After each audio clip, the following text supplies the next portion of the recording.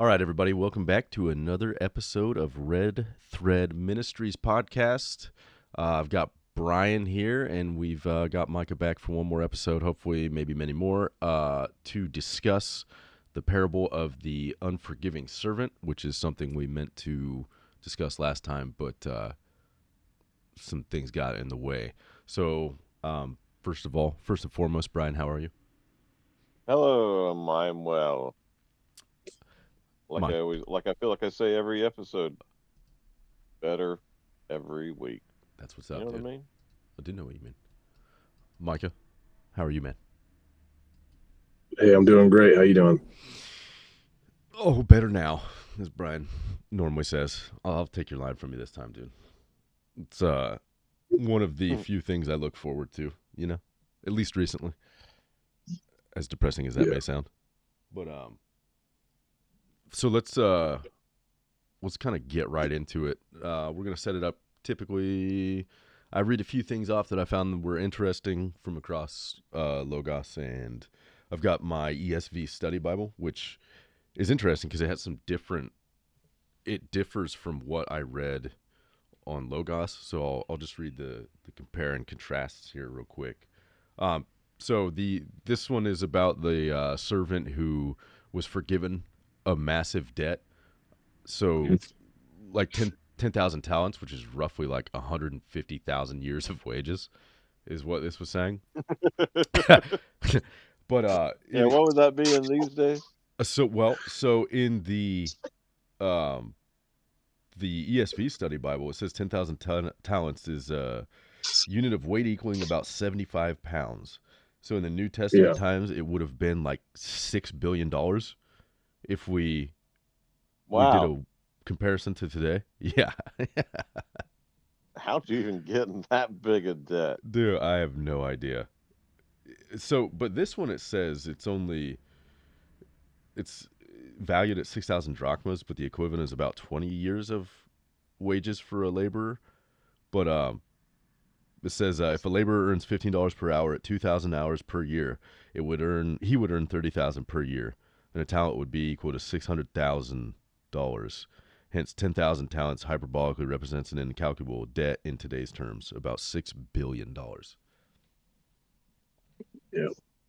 Well, yeah, I mean, Jesus did this often, actually, talking about the plank in your own eye. Mm-hmm. Yeah, I mean, That again, he does something that to you seems exaggerated.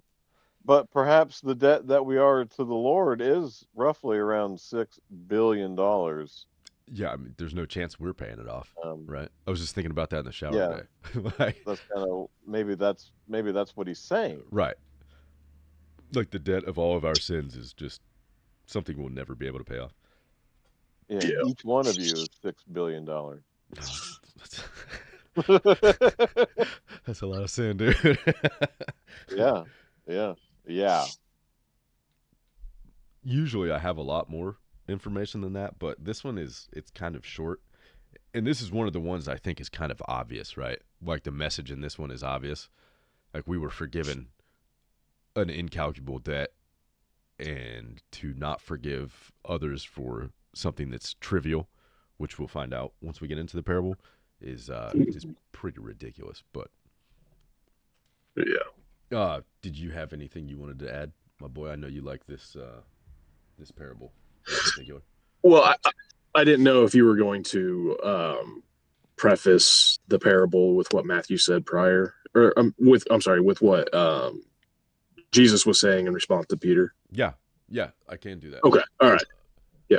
I just want to make sure. So this actually that brings up an interesting point. Something I wanted to read before that. Let me see if I can find it real quick. Okay, yeah. So Peter says essentially, and this is the ESV version. How often will I forgive him? So within Judaism, 3 times was sufficient to show a forgiving spirit, based on Job 33:29 and 30, and then Amos 1:3 and 2:6. Thus Peter 7 times, believes he has shown generosity, but the true disciples of Jesus are to forgive without keeping count, so 77 times. This may Right. echo and reverse Lamech's boast of vengeance in Genesis 24. I'm glad you said that because Now, I is would have the forgot to read it. I've heard many people say it just like you did too. Like they say 77 Mm-hmm. when Jesus' response is actually 70 times 7. Yeah, or 70 and Sets, 7. It depends yeah, on the version you're reading. right. And I just wondered if that is even, or if you've read if that's significant in any way. Because, Well, a lot of people do just say 77 times. And it's yeah. like, you know what I mean? I feel like it's more profound. He's trying to, like 77 seems like an absolute number, whereas when he says 7 times 70, if you take it in context of that time, not that they didn't understand basic arithmetic or anything, but Yeah. it seems like continuous Right. when you phrase it that way, as opposed to just like 77. So I didn't know if you found any significance in how that's translated. Well, funny you say that, and maybe Brian can correct me on this, but from my understanding, 7 is a perfect number, so that's why they keep using it, like the 7 days of creation and everything. So that's kind of the running theme. Right. And then Mhm. like 70 said, I think it was just he was throwing out perfect numbers, like you can't ever forgive enough kind of thing, like 70 times 7. Right. It's just endless Yes. forgiveness. Brian, am I missing Yeah. the mark too much on that, or? Yeah. You were. No, that sounds about right. Yeah, that's what I've read is it's a perfect number, and that's why 7 represents a perfect like cycle or something to that effect. I'm I sure. thought 12 It's like was complete the perfect number. completeness, 7. Yeah, 7 is completely like completed in 7 days. Like the reason of the earth. Yeah. Yeah, the Yeah. Sabbath is the seventh day. Yeah. Where are you getting 12 as a perfect number? Maybe I've heard that. I don't know. Well, 3, 7, and 12 are the numbers that reoccur a lot, and I guess I forgot what they all meant. Oh, okay. No, I got you. Interesting. I didn't 12 know. has meaning too. There's 12 tribes Right. of Israel. Right. Dude, I don't know why I forgot that. 12 Yeah. disciples. Right. Yeah. Yeah, that's man. So this is kind of unrelated, but I was reading. I finally finished Deuteronomy. I feel like you should get some real life achievements for making it through Leviticus, Numbers, and Deuteronomy, because the middle of Deuteronomy is like all laws again. It's like, man. So now I'm in Joshua, and it's like reading a totally different book. It's crazy. Yeah. It would be nice if there was achievement points IRL. Yeah. Could really track things and Yeah. Because I think it's something special to make it all through all 3 of those. Not trying to gas myself up. I mean, just in general, it is kind of difficult to stay in it. I know it serves its purpose, but man, it's kind of brutal in some points. It's a lot of repetitiveness, which I appreciate because I can't remember anything. So, okay. All right, so let's jump into the reading. I should probably start sharing my screen with you guys so you can see this, but I'm just going to read the NIV version from the Bible app by Olive Tree. So, the parable of the unmerciful servant. Then Peter came to Jesus and asked, well, first of all, it's Matthew 18:19 through 35, or 21 through 35, sorry. Then Peter came to Jesus and asked, Lord, how many times shall I forgive my brother or sister who sins against me? Up to 7 times? Jesus answered, I tell you not 7 times, but 77 times. Therefore, the kingdom of heaven is like a king who wanted to settle accounts with his servants. As he began the settlement, a man who owed him 10,000 bags of gold, or 10,000 talents, was brought to him. Since he was not able to pay, the master ordered that he and his wife and his children and all that he had be sold to repay the debt. At this, the servant fell on his knees before him. Be patient with me, he begged, and I will pay back everything.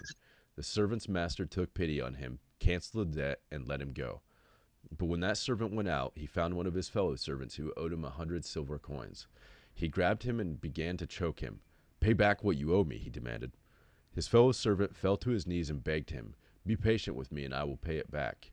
But he refused. Instead, he went off and had the man thrown into prison until he could pay the debt. When the other servants saw what had happened, they were outraged and went and told their master everything that had happened. Then the master called the servant in. You wicked servant, he said. I canceled all that debt of yours because you begged me to. Shouldn't you have had mercy on your fellow servants just as I had on you? In anger, his master handed him over to the jailers to be tortured until he could pay back all that he owed. This is how my heavenly Father will treat each of you unless you forgive your brother or sisters from your heart. Which is interesting because you literally cannot pay all of that back. He would have been in jail forever. I don't know why I'm staring at verse 34 about how in anger his master delivered him to the jailers until he should pay all his debt. And I'm trying to wrap my mind around how that relates to the imprisonment that we put ourselves in when we aren't forgiving of other people, and I can't quite put my finger on it. I just keep staring at it. Yeah, well, the whole point is you can't pay it back, so you need to forgive. Yeah. Like, there's no possible way. Right? Yeah. Right? Yeah, I mean, how's he going to pay it back if he's in jail? Right, exactly. Yeah. So how are you ever going to forgive somebody if you're stuck in that prison or that cycle, right, of unforgiveness? Right. How are you ever going to see? There's no way out. It is a self-imprisonment. Mm-hmm. And I love how are in that self-imprisonment, aren't they? Mm-hmm. I'll raise my hand. Go ahead, Micah. Yeah. No, and I just love the way that Jesus says, how we have to forgive your brother from your heart. Mm-hmm. And there's a dramatic difference between that, like saying that you forgive somebody and then truly forgiving them in your heart and letting go. Yeah. Which is insanely harder than anybody can just say, all right, I forgive you. Mm-hmm. And you can give the other person peace of mind. And, by telling them that you forgive them and that other person can have peace of mind. But but I like the way he specifies you have to forgive your brother from your heart, because if you don't, then like we were just talking about, it's just going to torment you and become a cancer inside of you. Yeah. Well, the same. I just love how specific he is. Yeah. No, but I would say that the same thing goes for sorry. Like, people are real quick to say sorry and not to mean it. And then they just repeat the same actions, Right, exactly. But I think that's a huge problem in society today, is that words have lost their meaning, I feel like, in more than one sense. I mean, right. Even we can go deep on it and talk about the divorce rate and how I love you is just thrown around without people actually meaning it, and just like forgiveness is an act, or just like love is an action, forgiveness is an action, and you shouldn't, just throw it around frivolously if you don't intend on follow that up with action. You know what I mean? Yeah, the culture's made it so if you just say the word. It doesn't matter if you mean it. Just say the word. Yeah, exactly. The thing about our Lord, though, is that when He forgives us, He has truly forgiven us. He's not going to be like, should we say, like an ex-girlfriend or something that would bring something up that happened 2 years ago. Imagine if Jesus was mad. He'd be like, "Oh, remember when I forgave you that 2 years ago?" Right. You know what I mean? Yeah. No, when He forgives us, He actually forgives us. Mm-hmm. Yeah. Right. And it's as if it never happened, actually. Yeah. And what's neat about that is that what I just said proves that it is, even in secular worlds, it's seen as a low blow to bring up something that you've said you've forgiven. Yeah. Right. Yeah. And so that's what's cool about that too, is that it hurts those even that aren't into the Spirit. Yeah. Right. Or into Jesus at all. And I think that's why he specifies that you have to forgive your brother from your heart, because if you truly forgive somebody from your heart, you're not going to bring it up 2 years down the road. Yeah. So I'll read the notes from my study Bible. Yeah. I've not read them. I save them for us. Yeah.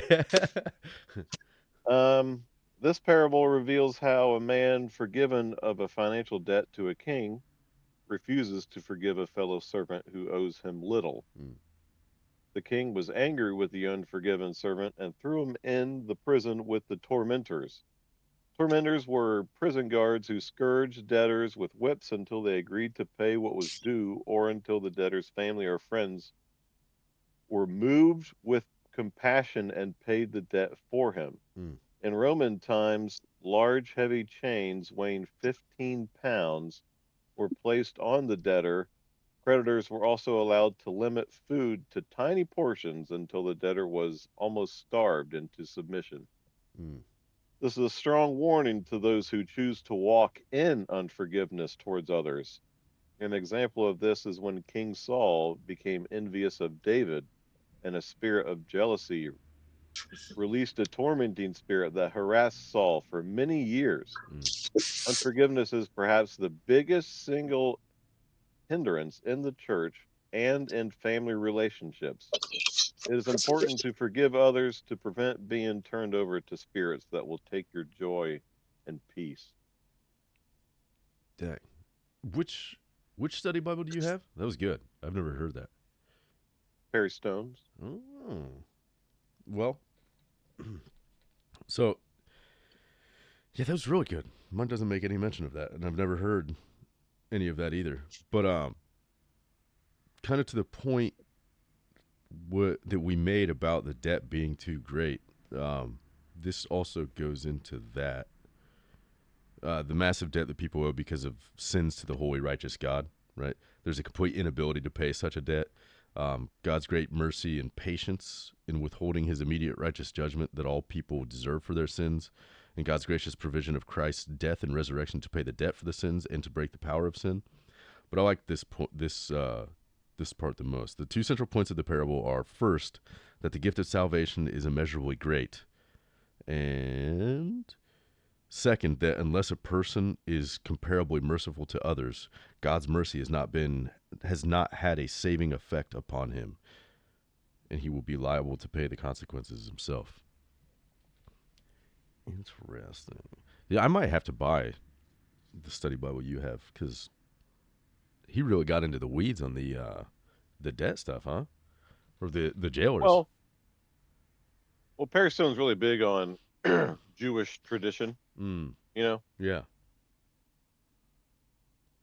Interesting. he goes to Israel a lot. Like yearly, and he's been there like 40 times. And he goes over there and he just talks to rabbis all day. You know what I mean? Yeah. No, that's awesome. He just asks them tons of questions. Right. So he knows a lot of stuff like that. Yeah. He knows a lot about biblical times, should we say? Mm. Because that's what he's into. Yeah, dude, I love that. So when he says and be thrown to the tormentors, people in those days would have known what that meant. Right. You know what I mean? So that's why he would want to. That's why Perry would talk about that. Yeah. Because we don't really know what that means, but it is kind of like it is reminiscent of a demonic spirit eating at you. Yeah. Isn't it? That's kind of what he was saying in a way. I mean, that's not what he said, but that it's kind of what he said. Mm-hmm. No, absolutely. And this goes to what Micah said about 34. I mean, it's speaking to 35 specifically, but not forgive your brother from your heart. A transformed heart must result in a changed life that offers the same mercy and forgiveness as he has been received from God. Someone who does not grant forgiveness to others shows that his own heart has not experienced God's forgiveness. Throughout Scripture, the heart refers to the center of one's being, including one's reason, emotions, and will. Look at that. We hit on all the points of the study Bible without reading the study Bible. That's interesting, man. That just kind of tells me how kind of obvious this parable is. You know what I mean? Like how the themes are pretty obvious. Yeah. I wrote down some notes and stuff when I was studying over the parable and came across a couple things that I liked. And it said, forgiveness isn't just an act, it's a disposition. Mm-hmm. and I like that word, disposition. A person who has been truly transformed by grace doesn't just do forgiving things, they become a forgiving person. Jesus doesn't call for superficial civility. He's calling for deep soul change, the kind that makes your instinct mercy, not revenge. I like that. Well, I like that a lot. so let me ask you guys this: we're called to love our neighbors, right? And in my case, I have someone who's just a repeat offender. You know, I would say that I've forgiven them 70 times 7. And that's not speaking to my uh, It's piety. 490 times, by the way. Yeah, yeah. Oh, yeah. Probably once a day for the last 6 years. But that's not to say I had truly forgiven them, right? So I guess my question is this. When he calls us to love our neighbor, do you think that also implies that we have to like the person? Or do we have to love the fact that they're an image bearer, created in the image of God? And so we should love that aspect about them and maybe not have to like or love who they are as a person? Who they are. Yeah. Yeah. Um, sure. I would say that in a way because we are just humans Mm-hmm. Yeah. and our thoughts are not his thoughts. Mm-hmm. And no matter how much you can jam into our heads, we're still going to be human at the end of the day. Yeah.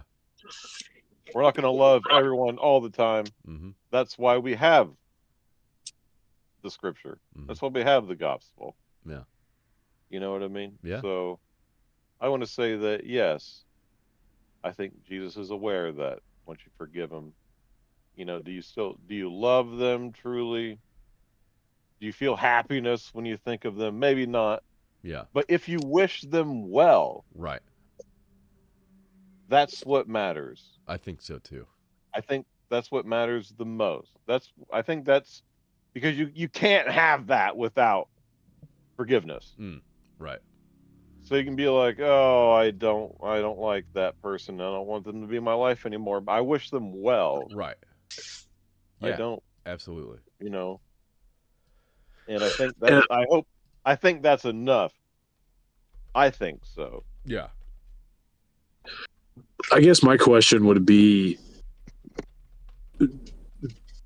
does the act define that person, or do you hate, or do you dislike the act, or do you dislike the person? Because I think they're two different things. Just because somebody does things that annoy you or that make you dislike them,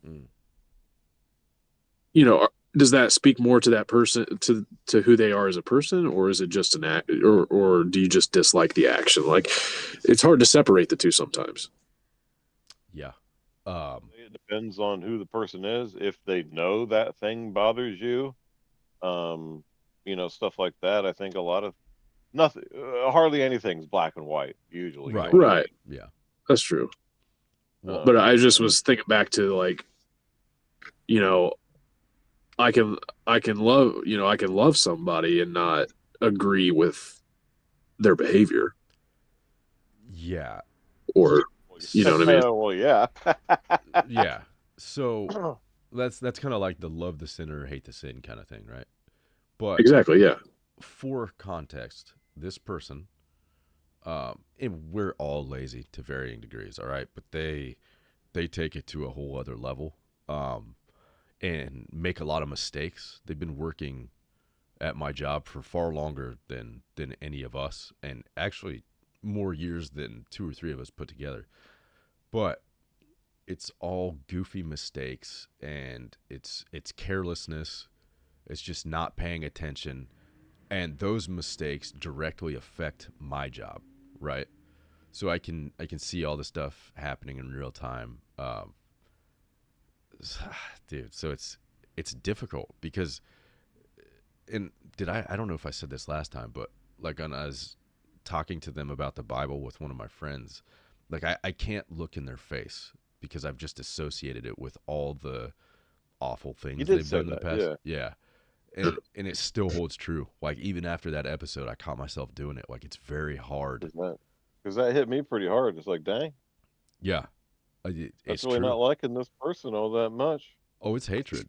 It was I was no, I hatred. mean, we've talked about this person for years Yeah, at this point, yeah, and I've always said, and I'll still say the same thing I've always said. It just seems like they're on autopilot. 100. They've been there so long. Yep, Been there so long. They're not even there, dude. it's They're somewhere else in their head. that's so true because So you can see it on when their I hear face. you, Hmm. go ahead. Sorry, No, I that didn't was mean to it. interrupt you guys. No, I was gonna say, but that's cool. It seemed like your Christianity woke something up in them yeah, that like took them out of autopilot for they're like, hey, yeah, what's all this about? This is not usual, you yeah. know? And I love that they're asking questions. I do not love that I have such a hard time articulating it. That's, I guess at least I realize there's a problem there now. I may not have realized that a few years ago. You know what I mean? But Oh, okay, yeah. Micah, you were gonna say, I'm sorry. It sounds like what you're struggling with is uh, more like actions more so than the person, maybe, because I struggle with the same thing. Like I can not know somebody Hmm. or have a experience with a random stranger or somebody just in passing Yeah, that, and it makes me upset because it seems careless or it seems disrespectful or inconsiderate of other people. And I would say that those are things that bother me. And yeah, so I would just challenge you maybe to look at it more so in that perspective, that not hold it personally against them, hmm, but it's okay to dislike carelessness because it affects you in your job. It's, it can be dangerous or have negative impacts. As a respectful person, as I am, I try to be respectful of people at all times, maybe almost to a fault, but yeah, like, um, you know, so disrespectfulness and inconsideration really kind of push my buttons quickly. yeah, But you can experience those things just in passing hmm, with random people that you may not even see their face or ever know their name. And so right. I would try to maybe look at it more so like you just dislike those acts more than that person. Hmm. Maybe that'll help you get past, not get past it, but maybe it'll help you deal with it a little better. So I I've tried attacking it. I'm not trying to make this all about me. It's just I feel no, I know. this really resonates with me because I can't. I've attacked it from all different angles. You know, it's been good, and then it's like once it does, it goes south real fast. So when I pray for patience to deal with things, and specifically this person, I get what I ask for the very next day every time. So I've stopped doing it. Like I try to tap dance around that asking for that, but that I would say that the same things bother me. Like even holding the door open for someone, right? And then just not saying thank you or them letting the Yeah, door shut in your face. It's just like old me would be like, "Oh, you're welcome." You know, I'd yell, "You're welcome" real loud. And some of them yeah, would be like, "Oh yeah, thank you." So and that would actually make me feel bad because I realized they just weren't paying attention. Like maybe they were wrapped yeah, up in their own stuff. And I yeah, have I've applied that to this person, but when it's the same thing for 6 years, like there's a pattern there, right? It's not just you don't have the same thing happening at home for 6 years, right? You know what does that make sense? yeah. Right. Well, I mean, Have you this have you person talked to this does. person? Yes. What'd you say, Brian? Sorry. You've done. I said, well, this person does, Yeah, you well, know? apparently, dude, it's I mean, not at that. this point, it's not an act. I Maybe if it is, that'd be impressive. Well, they are very much of the mind, and this is through their words, not even their. Let's take their actions out of the equation. That Okay. they are one of the hardest and best workers there. Nothing that happens there is their fault, right? It's always someone else. Like if they forget something and it's clearly their fault, it's not their fault. You know what I'm saying? Oh no. Yeah. But to their credit, This is that is a toxic person. oh, it's awful, dude. It's more work for everybody else. There's a very clear when this person's not there. There's a change in the atmosphere, and like everybody has noticed it because they all comment on it. But I will say that they do know a little bit about the Bible. Like it's not for lack of researching, um, but it's going to be a very radical life change for them, and it is for us all, right? Because their actions are a direct contradiction to what Jesus preaches. Again, we're all guilty of it. So I'm not saying this. I don't think they're inherently a bad person. I think maybe the way they were raised, because I believe they had a wealthy family, probably contributed to some of that. You know, um, just Oh yeah. just being around other wealthy people, there's kind of some commonalities there. But yeah, I mean, I there was a point I wished ill on them, but that was many years ago, and I've since I don't. In fact, I do pray for them pretty often, so I'm trying to make that shift in hopes that it alters my uh, perception and the way I think about them. Sorry, I'm not trying to make this Yeah. about me. Yeah. I'm just trying to like piece together like forgiveness is hard, I guess is what I'm just trying to say, especially when it Yeah, doesn't feel it like is. yeah. Well, especially when it doesn't feel like they're making changes to fix the things that they apologize for and are forgiven for, if that makes sense. Yes. You know? Yeah. Yes. Like I just said it so bluntly because just my goodness, I very much know Yeah. exactly what you're talking about, Yeah. and then they just keep acting like they can just step all over you Yes. because you keep forgiving them. Right. Yeah. So that leads to another question: when do you put your foot down? Because are you Hmm. supposed to just have someone walk all over you forever? Right. And it's funny you say that because I've noticed when I help this person and I try to be kinder, I get a lot more questions. I get a lot more of them asking me to do stuff for them. So it's like it opens a floodgate. So that's why I've had to it's all me like subconsciously putting up walls to this person so I don't have to be in a position where I'm angry at them. Does that make sense? So it's like Yeah. I'm in a Yes, real conundrum it does. here. No, that made perfect sense to me. Yeah. 'Cause I think that speaks to what you were saying too. Like if you forgive them and you let them keep doing it, and this has happened multiple times in my life. People just, dude, they'll stomp all over you. Like no They respect for will. your time, you know? It's crazy, man. Well, people will get away with what they can. Yeah. I know that as someone that used to rent out rooms. Right. Oh yeah, dude. I've had a lot of people do me real dirty, you know? Mm-hmm. I've heard some of the stories. Yeah. I'm trying to think of a way that I can apply this. Like, so in my job, a lot of you do a lot of work for the next person. Mm-hmm. Like, how am I trying to say? Like, each person's job affects the other, Mm-hmm. right? And so I have come to learn pretty quickly what certain people are going to do and what they're not going to do. And I have adjusted my workflow accordingly. Mm-hmm. And at first it angered me, but then I saw it kind of as an opportunity, to make more of a presence in the company and in my position. And so um, I just I just now don't even expect people to do it.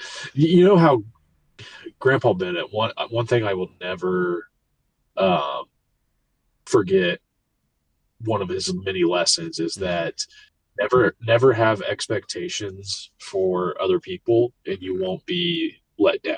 And Mm-hmm. so it sounds cynical, but I kind of apply that same mindset Yeah. to and not necessarily even having expectations of a person. I just don't have any expectations, and so I go in and I just do the work. And is it more work? Yeah, kind of stinks, but then you get used to it. And um, eventually, when you stop expecting that person to do it and you just do it yourself, it kind of takes the stress out of it, because you're not constantly being let down. Right. Because even though you know that person's not going to do it, you still come in with the same expectation that they have. Like it's their job; they should do it. But then they don't, so you're just in this repetitive cycle of constantly being let down. And so I don't know how that may apply to you, but And then you can get into that funny situation where they ask you why you didn't do the thing that's not your job in the first place. Right, dude. yeah, I guess so. Yeah, I've experienced that. You kind of take it over, and then when you don't do it, it's like, hey, why aren't you doing this anymore? You know? Why didn't you do that thing that you're not even supposed to do? No, but I understand what you're saying 100%. It makes sense. It's just harder to put into practice than I care to admit. But anywho, since we're complaining about jobs, Brian, no, I'm kidding.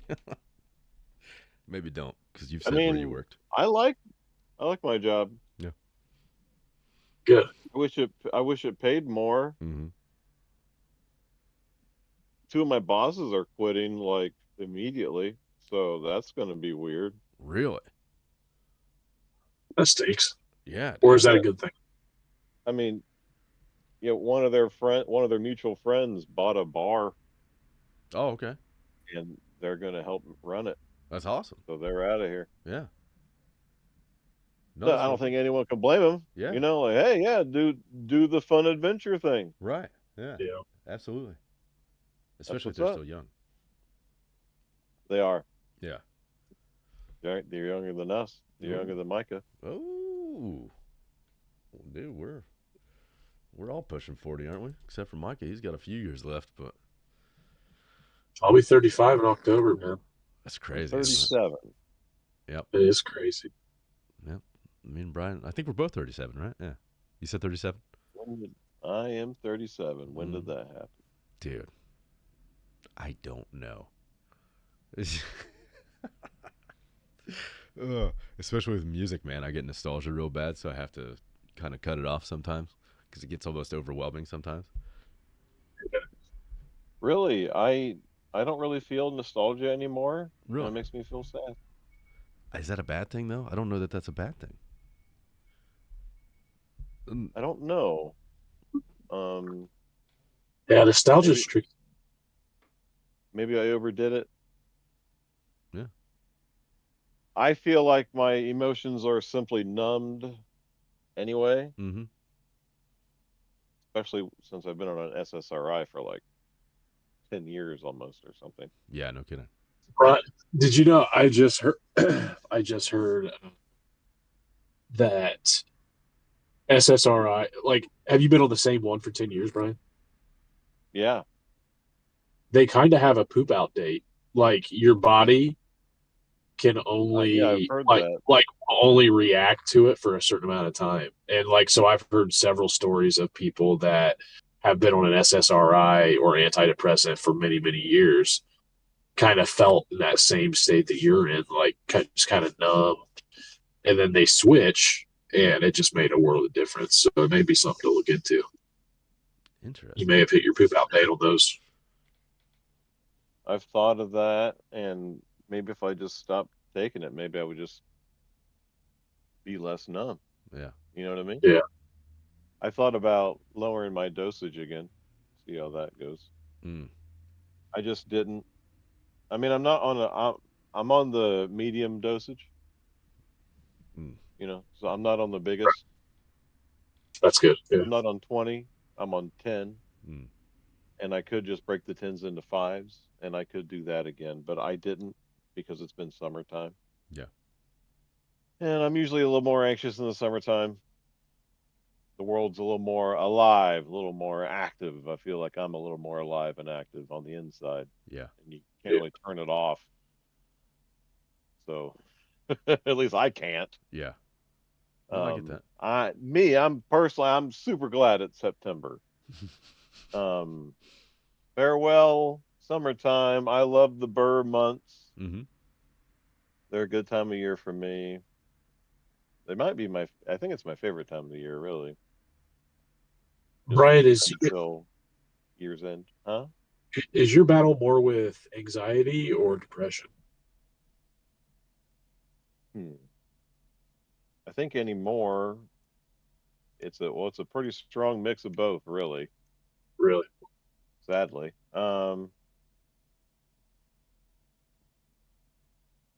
I would say that my biggest issue is probably with bad mental spaces and apathy. Mm. Yeah. I'm not necessarily depressed as much as I just don't really feel anything. Yeah.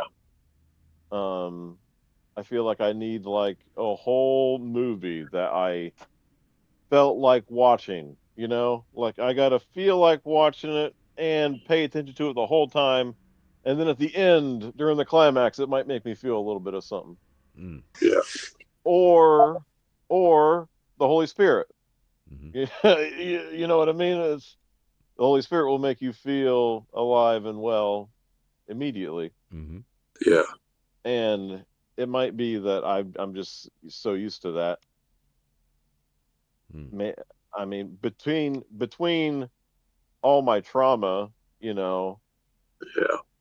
and and the SSRIs and the Holy Spirit, I just don't really feel anything all that strongly unless it is the Holy Spirit. Mm. Yeah. And that's why, it really feels like, I'm often in like a freezing, mountain, and the Lord is like just a big bonfire, Mm-hmm. Yeah. And it's like you have to be here. You Right. know what I mean? Yeah. You Yeah. have to be. You have to be with Jesus, because what look look what's your other option? Yeah. Yeah. You know what I mean? So Yeah. that's where I've been all summer, and now I'm feeling a lot better. Good. So I would say that my anxiety is a lot lowered because of finally getting some meds Mm-hmm. situated. That takes a while. Sometimes I feel bad that, I'm on meds in the first place, but I think that it's fine because they're not crazy meds, you know what I mean? Yeah. Yeah.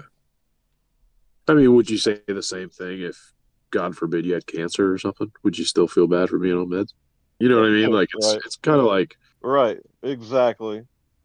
you know, medicine is a gift from God. Mm-hmm. That's true, and And, I've yeah. had a panic disorder since I was in 4th grade. So, Yeah. And panic disorders may not have even really necessarily existed in society, 50 to 100 years ago. And if they did, people didn't really categorize them as such. Life is so much different now. Life Mm-hmm. is, fast yeah, paced and true. impersonal. And so, No, I mean, you know, this is a big part of my life, is being a Christian that yeah, struggles with mental illness. That is yeah, my call in life. That and music. Yeah. yeah, Those are what I do. Those are my things. Mm-hmm. yeah, And so hopefully I can inspire others that struggle with yeah, mental illness, because yeah, it would have been more taboo than it is now. Yeah. yeah, I right. would feel like now it's probably not even that taboo at all. No, no. Yeah. I don't. I would say everybody struggles with anxiety and depression on some level. Yeah. Like, Right. Hey, guess what, people? We're not supposed to know what's happening even the next town over, Yeah. yet alone the next state over, or on the other side of the world. Right. You're not supposed to know it all. You're not supposed to know it all. Yeah. You never were, and we never did until now. Yeah.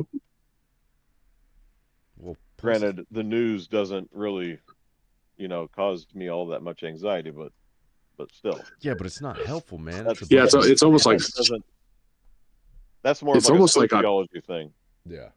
Yeah, it's weird. It's almost like I'm numb to tragedy that I see online. You know what I mean? Just because that's all people talk about. Yeah. That, all those videos that go around online, like nothing shocks me anymore. Right. And I feel like that's a bad thing. It is, yeah. Oh yeah. Yeah. You know what? That also reminded me of the Joker from The Dark Knight. Yeah. When he was saying, so like people are okay with a plan, even if the plan's horrifying. Exactly. And if we're just told the same news all the time, yeah, like, oh hey, these kids just got shot in school or in praying in church, actually. yeah, that was awful, dude. It's like, oh okay, crazy, dude. Yeah, that is insane.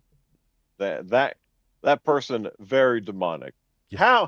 How is the rest of society not being like, wow? Yeah. That person's, Well, I don't know where your political associations lie. It's probably not to get into it, but there's a lot of a reason why it's narrated a certain way in the media. So, Yep. But even then, really, a lot of people in that person's life had to know that they were pretty demonic. Right. Yeah. Well, definitely a troubled human being. Well, there was too, a little more than usual. Yeah. Yeah. That's the thing about it. Well, I saw some drawings that they made, and it was like of themselves. This is the most recent one, unless one happened again. But they had made drawings of themselves, and they were looking in a mirror, and it was a demon staring back. And like some of the writing, it was in a different language. It was like, I don't want to do this. Why is this happening to me? This kind of stuff. Like, you're telling me nobody in their life saw any of that? And I think they even made some posts on social media about it. And didn't think about it, like, Right. They might be struggling with something. Yeah. Yeah. But I guess we're anomalies for picking up on something like that. I mean, I would like to think I would notice something like that, but maybe they were just really good at hiding it, Well, no, that's the thing, is that everyone knew they had a problem. Yeah. But you can't do anything about it until they do something about it. Yeah. Well, that's true. That's a very good point, actually. Except pray. Yeah. And that's why I made such a big point about them being demonic. Yeah. Right. They had no one in their life that's a believer at all. Mm-hmm. That didn't think, well, we need to pray for that person. Yeah. Right. Yeah. Try. That's why. And they easily could not. You know what I mean? Yeah. No, absolutely. There could easily be no one.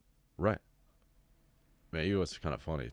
It's not funny, but to that point, on social media, I was getting so many posts where I would like feel compelled to stop and pray that it was like consuming most of my social media time. So I had to get rid of it, man. I've been on Instagram like a total of an hour over the last couple months because it's just like I couldn't. It's like my feed was only showing me stuff like that. I was like, man, I gotta get off this, dude. I gotta get out of here. Yeah. Like amazed. Well, I mean, I deleted Instagram. Yeah. You kind of have to, man. I mean, it's good. I get a lot of my algorithm is mostly like spiritual things, like Christianity, but you get a lot into AI stuff, and that's most of what these videos are nowadays. So it's like, man, I could have this stuff generated on my own. Why am I coming to social media to see someone else's clip farm? You know what I mean? I would say overall, social media nowadays is a net negative. I Yeah. mean, it's so far past what the original intention was for it to, stay connected with other people. Now it's like selling oh crap moments. Yeah. Right. That's all you see. You know what I mean? Popularity contest is what it is. Yeah, Yeah. yeah, And it's warped people, man. There are younger kids who come in to my job and they can't even look me in the eyes or anybody else for that matter and hold like yeah, conversations without getting all shifty yeah. and anxious looking. It's like, man, this, and it's a recurring theme. It's not like just one. It's like they definitely fit this age demographic and they all act the same. It's like, it's crazy, man. Yeah. Not that I'm a social butterfly myself, but it's like I can look people in the eyes Right. and hold a conversation. You Well, know what I mean? yeah, just basic human interaction is almost weird for people nowadays. Yeah. As someone that doesn't look at people in the eyes when I talk to them, usually, Mhm. 90% of the time I don't. You can easily look pretty close to their eyes. Yeah. Right. Like Yeah. like I've told people like, yeah, like I don't look people in the eyes. They're like, really? I was like, yeah, I've not looked at you in the eyes this whole time. They're like, oh, I thought you were. Yeah. I'd be like, oh well. So you can definitely look towards them. Yeah. So even with a condition like me, you can definitely get around that. I look at foreheads. Right. I look at mouths a lot, to be Yeah. honest with you, Yeah. I do that sometimes too. because that also helps me just understand what they're saying. Mm-hmm. Yeah. Man, if you did that to me, I'd probably think I had something in my teeth or something. Me too. That's just what I was thinking. I can't stand it when people look at my mouth. I don't know why. Are my teeth yellow? What's going on? I'm like, nah, I'm just awkward. Yeah. Thanks. Understandable. But is there something in my teeth? You know? Nah, it'd be like if there was, I wouldn't even know. Right. Or if somebody Like wipes their nose I'm while paying that little talking to you, attention. Yeah. Yeah. make sure you have something in your face. I instantly wipe my nose. Yeah, dude. Oh man. That's funny, dude. But I understand where you're coming from, Brian. For me, it's people I don't like. I have to look around their face because I kind of do the same thing because I don't like looking them in the eyes. I don't know what it is, dude. There's obviously something broken in me, but I'll like stare at their forehead or stare at their mouth or their chin or something. So at least it's like I'm looking at them, much like what you just said you do. So maybe we are the same. Maybe I've never looked someone in the eyes ever. Who knows? I haven't had to deal with difficult people in a while, I I'm very happy for you. so I feel your pain. Well, that's because you deliver happiness, dude. Who's gonna be mad at the pizza guy? You know what I mean? Well, dude, I cut the negativity out of my life pretty quickly Mhm. usually. I struggle with that. I don't know if you do as well, Micah, but man, it's really hard for me to cut people off because I feel guilty, regardless of their impact on me. Mostly negative in this context, but Cut it's people off. What do you mean? Like stop talking to them? yeah, like just remove them from everything and stop talking to them. Yeah, yeah. I have a hard time with that too. Like I don't know. I can be friends with just about anybody, Mm-hmm. and so I have a hard time giving up on people, Yeah, even though probably in the best, if you're looking at it from a personal, you know, standpoint, some people would have been good to cut out of my life yeah, given what had happened, but right. um, I don't know. I'm personally, I'm also bad about ignoring the signs that I'm probably being given to cut this person out because it almost caught up with me. Uh, a few months ago, which is why I told you that, Brian. I think I even showed you the text and stuff. Like, there was this person that would just Oh yeah. like constantly, uh, like high road me when it came to faith. A lot of, oh, I've been where you're at, and they'd patronize me, and I called this person out on it, and um, and then I just kind of ignored it because I had a lot of stuff going on that day. Like Anzi was in kickboxing and stuff like that, so I was not glued to my phone, and they had like blown me up on my phone, and then they started calling me, and then I didn't answer, so they started messaging me and calling me on social media, and they started sending me emails, and they're like, "All right, I'll see you at work," and to me, I'm just like, this person's gonna come to my work, and I'm gonna get fired because they're gonna make a scene, right? And it's just they proclaim to be a man of God, but there's stuff we can talk Right. about off. Like it's a very different view of God, I think I would say. But So you didn't answer them, and they proceeded to hit you up in every avenue possible? freaked out. Yep. Oh yeah. Yeah. And then they blamed me for running from my problems and being a victim after they just spent 5 hours spinning themselves up over something pretty trivial, right? But I had consulted some other friends. I'm like, hey, what does this look like to you? Unbiased, what is this? And it all kind of confirmed without me telling them beforehand, right? It all kind of confirmed what I was feeling. And I said something about it, and they just, like, over the course of 3 or 4 hours, just spun themselves up so much that I had like 12 to 15 messages and 3 or 4 phone calls and emails and stuff. It's just like, dude. And Wow. it was like a crazy ex-girlfriend. No offense That's to kind of scary. crazy Honestly, that's kind ex-girlfriend. of scary. It was.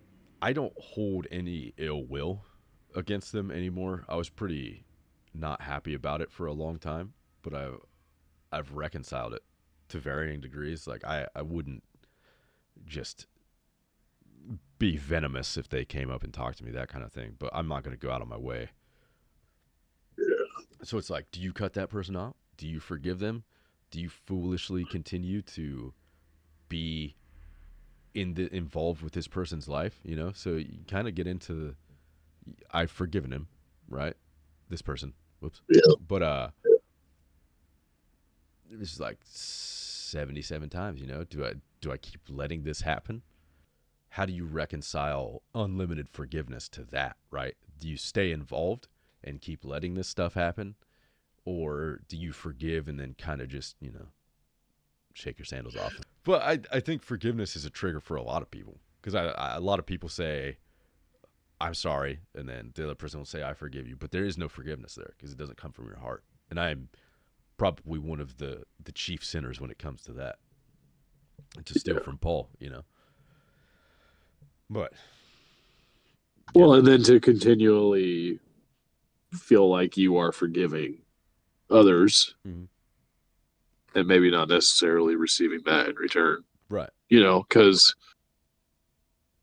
I'm not sure what happened in your situation, but sounds like you forgave them and you tried to de-escalate the situation, and I'm not sure if they responded favorably or if they just piled it on you, but that can happen too. Gives people an opportunity to pile it on you. It was a clash of egos, for sure. Open the floor up to other people more. I feel like I consume a lot of the talking time, and it kind of makes me feel bad. I don't want people to think that that's how this goes, I was also in a game. Oh, cool, dude. No, I'm just kidding. What are you playing? Well, I'm not anymore. Oh, but it was TFT. I got first place. That's what's up, dude. What's up? Yeah, dude. And you haven't played in a while, man. You're getting first place already. We've been playing a lot last week. Oh yeah. Do you have anything that really stands out to you in all of this? I was just gonna say I was reading this article over the parable, and at the end of it says, heart-searching reflection. Mm-hmm. Am I the kind of person who freely receives grace but tightly withholds it? Mm. Who do I need to forgive again in bold, even if I've done it before? It's like, yeah, I feel like that was kind of like spot on with what we were talking about. Who do I need to forgive again? And it was like, then I started thinking about the parable and how we were discussing the 70 times 7 or, 77 times, and how it's supposed to, basically he's describing that forgiveness is continuous. And so, I don't know, I was just kind of thinking about the story that you were telling and how that kind of applied to it. Like, just when because you were, I feel like you said something like, do I just keep forgiving them, or do I cut them out of your life, kind of thing. Yeah. And then it's like, Jesus gave us the answer right there in that parable. Yeah. Like, you got to just keep forgiving and forgiving and forgiving. It's something that it's not a, what's the word I'm looking for? Not keeping track. What is that? What am I trying to say? No, I mean, that's kind of, yeah, that makes sense. It's just not keeping track of all of that. Yeah. I get what you're saying. Yeah, but I get, so, I mean, what, I wish it was more clear. Maybe I have to pray about it, but like, what do you do? Do you just forgive and then keep yourself from that situation by not associating with this person anymore? Or do you risk another opportunity where it will require that of you? You know what I mean? Yeah. Yeah, I would say that it's up to you to make sure that people don't do things around your life that you hate. You know what I mean? Yeah. And the Lord really helped me get over a few things with that. It's like, well, you really can't have people in your life doing things that you hate. You Yeah. know what I mean? Right. You'll just be forever in a bad place. Mm-hmm. Like, I would rather just go off on my own and just not deal with that. And that's fine. Mm-hmm. Yeah. So I would say that there's a big difference between that and forgiving them. Mm-hmm. I can forgive you and still want nothing to do with you. Yeah. I guess that's what I was trying to probe for. Because that's kind of how I felt. Matthew 10:14. If anyone will not welcome you or listen to your words, leave that home or town and shake the dust off your feet. Mm-hmm. And basically, on the reflection, it's saying, if someone is toxic, abusive, manipulative, or continually harmful, it's not only wise, it's righteous to create boundaries. Jesus himself walked away from people, avoided certain towns, and didn't entrust himself to everyone. Dang, man, look Jesus at you. only entertained people that would even entertain him. Yeah, right. I mean, Jesus never tried to sell himself to people that never believed in the first place. Mm-hmm. For the most Right. part. Yeah. He's like, hey, come on now. Yeah. I am the Messiah. Yeah. You know? Yeah, that's a good point, Brian. There's no parts that he's doing that to like a, hey, come on now, guys. Hey. Yeah. Like, even when the Romans, or soldiers told him, if you're the Messiah, come down off that cross. I mean, he could have done it, Mm-hmm. but he didn't. Mm-hmm. All those are temptations. Yeah. To him. Yeah. Yeah. Yeah. Please take this cup from him. Oh, dude, just imagining the agony he was in the garden. Yeah. Like, to ask for that, But yeah. Not my will, yours, Even through all of that suffering, he had the presence of mind to realize that it was, God's will. Well, God the Father's will. If I just wish we could have a fraction of that compassion and forgiveness and everything, you know what I mean? Life would be a little bit easier, but maybe that wouldn't be so fun. Hard trials are fun once you get clear of them. Like when you can see how you've grown and things like that as a result of But boy, when you're in the middle of it. Oh yeah, it's brutal, dude. Seems like. It's a never-ending storm. Mm-hmm. Absolutely. It's hard to see the other side. Yeah. To that, you just gotta pray. Read the Bible and pray. Yeah. That's it.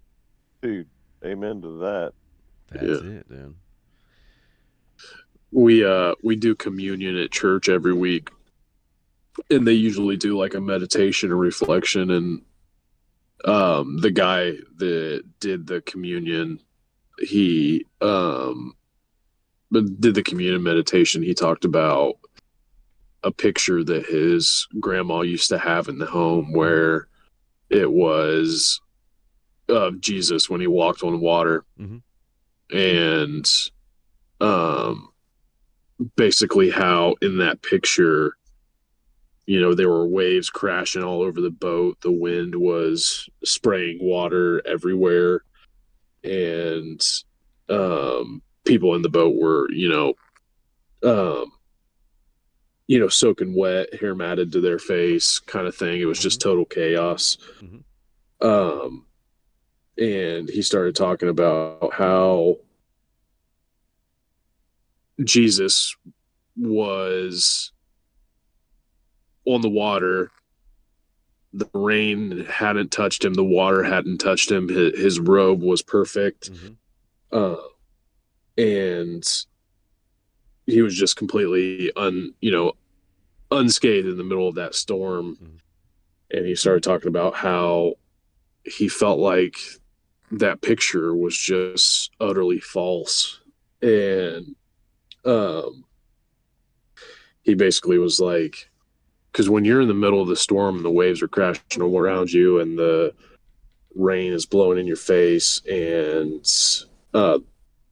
your boat's rocking, Jesus is in that storm with you. Jesus is he was talking about how, Jesus's robe, would have been soaked because he's in the middle of that storm with you. And I just thought that was a really cool, like, reflection of how to picture it. Like, we think, like, in our mind, we always picture Jesus as this pristine image, clean and holy, and he is. Mm-hmm. But to really say he's in the middle of the storm with you means that,